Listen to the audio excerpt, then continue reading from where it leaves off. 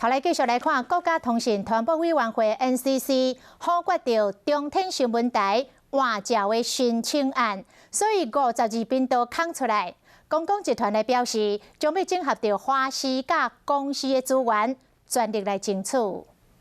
让各位看到，我们当仁不让。公共集团表现要进入52台，决心同时将结合华视甲公司的内容甲资源，全力打造一个无共款的新闻台。以我们这样的一个华视新闻的一个比较及时的 live 的现场的新闻，结合公视深度的一些调查报道，我们非常有信心，我们可以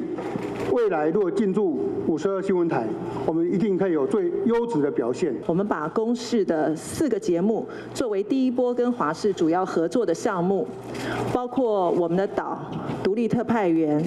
还有记录观点，还有话好说。华视新闻部团队嘛共同站出来发声，包括华视暗时新闻、华视会客室、华视新闻杂志、真相急先锋、打假特工队以及拍开世界之门等等，多元丰富的新闻内容，嘛是未来华视争取进入52台优势。以今年来说，我们就入围了将近20项的新闻奖，那目前也得到了超过10项的新闻奖。NCC 表示讲，对了未来52台会派什么人尊重系统业者甲频道业者协商的结果。中嘉定电管理、大丰，